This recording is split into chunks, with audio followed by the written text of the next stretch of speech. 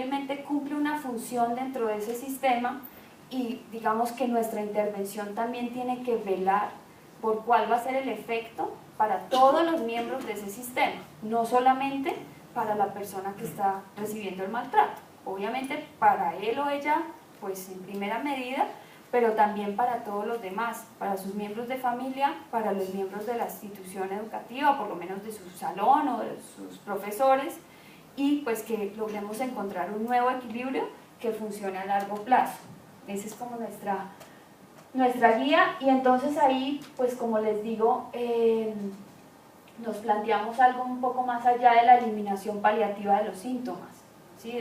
Es que mi hijo no quiere entrar a las clases y ha bajado en su rendimiento académico y es porque lo están molestando porque a él se le quiebra la mano, ¿sí? Un caso, entonces a él se le quiebra la mano, yo ya le he dicho que no se le quiebre, que si se le va a quebrar se le quiebre en la casa, que acá no pasa nada, pero que en el colegio no se le quiebre porque allá los niños no entienden, ¿cierto? Una mamá preocupada que viene a traer a su hijo a que le ayudemos, ¿cierto? Entonces, bueno, explorando un poco de qué colegio se trata, cuáles son los docentes que han estado preocupados, porque también digamos que hay preocupación del colegio, y resulta que este niño lo que hace es encerrarse en los recreos, en el baño, y llora y llora y llora todo el recreo y no entra a las clases más. Decide que no va a entrar y a pesar de que van a buscarlo y hacen de todo, él no quiere entrar a las clases ni quiere volver a hablar con nadie. Entonces un poco pensamos nosotros, en un caso como este, por poner un ejemplo, de qué serviría bueno, trabajar solamente con ese niño, o de qué serviría buscar quiénes son los que le están exactamente diciendo burlas, además porque la psicóloga del colegio dice, no, es que nosotros tenemos cámaras y a veces el niño, digamos que sí se le burlaron, pero nosotros ya hicimos algo para detener eso y ya eso no está pasando, pero ahora es como más como que él está predispuesto, ¿cierto? Por otro lado, digamos que está como esa situación, todos los profesores pues muy angustiados, pero también como pensando, esto está dificultando la dinámica del curso, no estamos avanzando mucho, hay como problemas ahí, tal vez este no sea el lugar para él, tal vez él necesite como otro tipo de colegio, y luego empezamos a mirar la dinámica familiar, porque también nos preguntamos, ¿no? Sí, hay muchos niños en los colegios que son un poco más femeninos, que se les quiebra la mano o que tienen otro tipo de diversidades, pero ¿por qué en este caso esto ha llegado hasta este punto?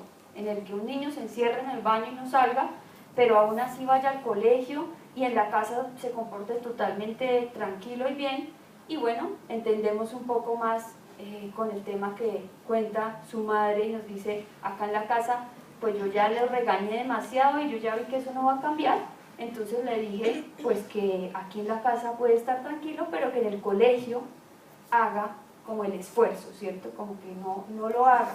Y para ellos como padres es muy importante tener a sus hijos en ese colegio particular, es como un orgullo que sus hijos estén ahí. Miramos también un poco y muchas veces vemos que se asocia a dificultades en la relación entre los padres.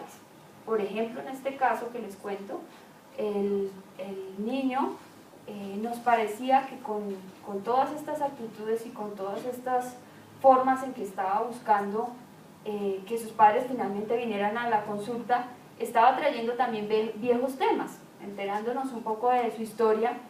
Era un niño que no había sido un hijo deseado, sobre todo por el padre, y él había estado durante todos estos años con la idea de irse o no irse del matrimonio y de su labor como padre y de la casa. Finalmente había dificultades en la pareja y creo que esto también estaba haciendo que el niño no pudiera expresar muy claramente qué era lo que necesitaba, qué era lo que le pasaba, porque finalmente se volvería como un problema adicional para su mamá y para, bueno, ya que su papá estaba como ahí, pero con un pie afuera, un pie adentro, pues también empezamos a mirar un poco cómo apoyar esta dinámica familiar y cómo ayudarlo a salir un poco de ese sándwich, de esa triangulación en la que estaba. Este caso solo para ilustrar, y sé que de pronto en estos pocos minutos queda como un poquito confuso o muy así como de puntadas, pero sí para mirar cómo ya en un escenario clínico necesitamos saber mucho más y necesitamos tener otras cosas en cuenta. Y por ejemplo acá, pues nuestra intervención no podría estar dirigida a, bueno, sí, entonces que el niño tenga que fortalecerse y tenga que ir y decirle a todos que él va a quebrar la mano. Bueno, tendríamos que mirar otras cosas antes y no podríamos quedarnos de pronto con nuestras propias creencias o ideologías pensando que esa sea la resolución para ese caso particular. Ahí es cuando hablamos nosotros de una postura más estratégica. El segundo punto, bueno, esto que les decía, el matoneo requiere tener miradas binoculares, y ahí a lo que me refiero es preguntas como esta: ¿a quiénes realmente preocupa esta situación? Uno creería que en todos los casos es igual. No, hay casos en los que no le preocupa a nadie, hay casos en que les preocupa solo a la psicóloga del colegio, todo el resto están tranquilos y no piensan que sea grave. Hay casos en que la familia está muy preocupada, o en que por ejemplo la abuela está preocupada pero los papás no, o no consideran lo mismo. Entonces tenemos que mirar ahí a quién preocupa. Segunda pregunta: ¿qué pasaría si el matoneo no se presentara más? No sé si la respuesta de ustedes seguro sería pues todos felices, ¿cierto? Rico, chévere, eso es lo que queremos, y estamos totalmente de acuerdo desde una mirada del cambio social y cultural, ¿sí? De que queremos que estas situaciones no se presenten más y de que uno pueda construir desde muy pequeño su orientación sexual, su identidad de género, su expresión personal, como quiera hacerlo desde la diversidad. Está bien, pero ya mirándolo en un sistema, ¿qué pasaría en un caso como el que les comento, si el niño deja de, por ejemplo, deja de decir que lo están molestando y de decir que se están burlando de él y de llorar en el baño?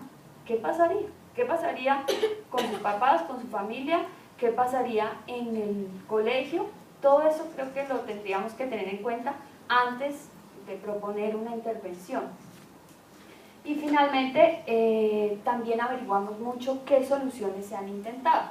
Casi siempre, cuando alguien llega a un contexto clínico, ha intentado muchas soluciones, por su propia cuenta, con otros profesionales, en el colegio, ya se han hecho muchas cosas.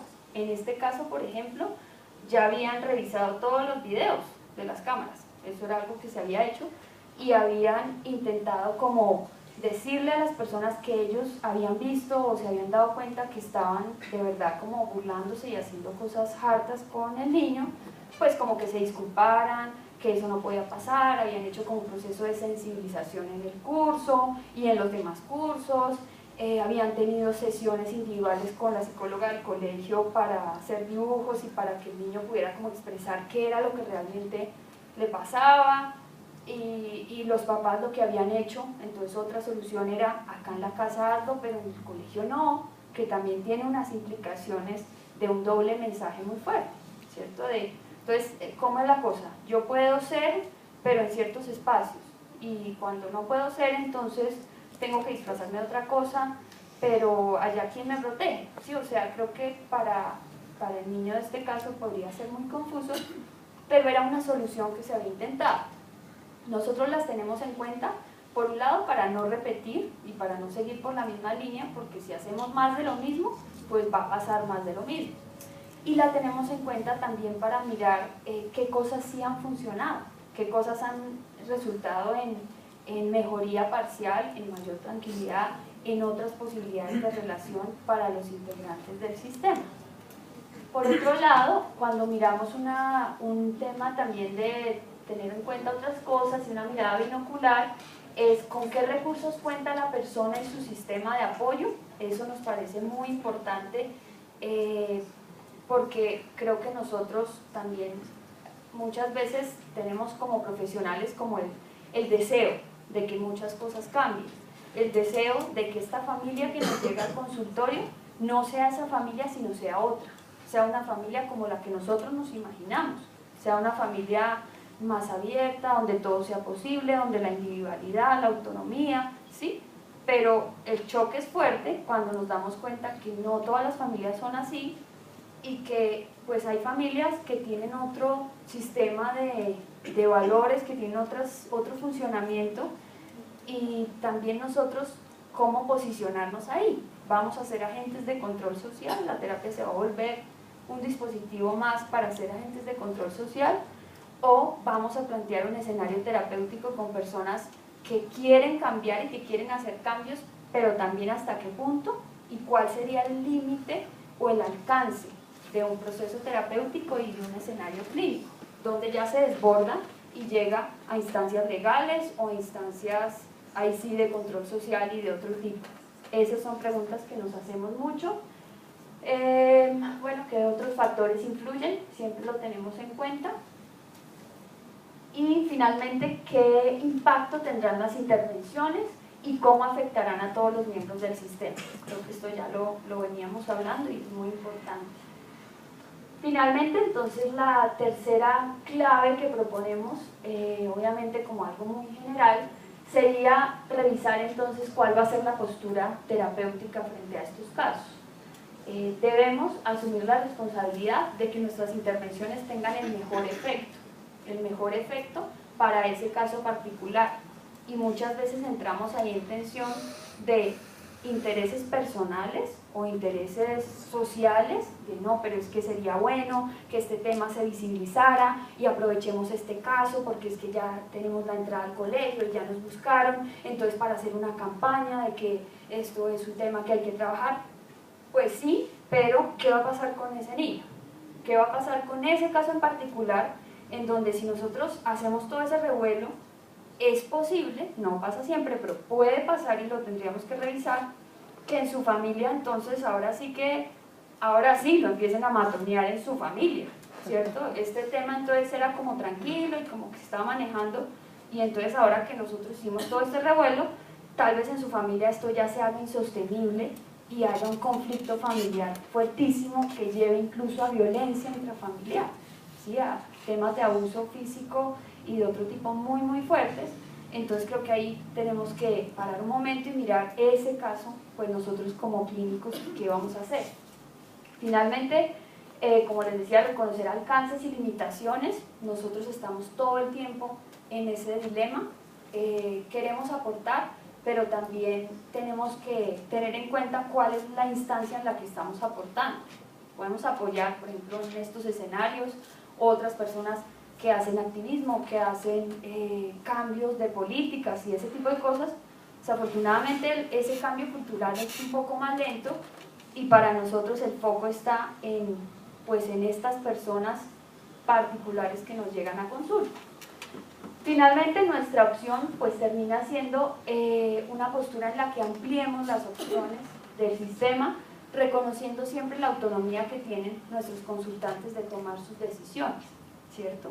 Estamos ahí nosotros, por ejemplo, muchas veces en dilema, porque estas personas cuando son menores de edad y vienen con su familia, pues tenemos que hacer un muy buen cálculo de cómo engancharlos a un proceso que sea benéfico para todos y en donde ellos no se sientan luego como en una batalla entre el psicólogo y los papás, o donde se retiren del proceso porque nosotros no tendríamos cómo ni obligarlos a permanecer, ni creemos que sea algo conveniente. Si una cosa obligada, ahí ya pasaríamos a otras instancias, a una comisaría de familia, a un proceso legal, a otro tipo de procesos, pero digamos que en lo clínico lo que pretendemos es pues que siempre haya un enfoque de lo que las personas consideran útil para ellos.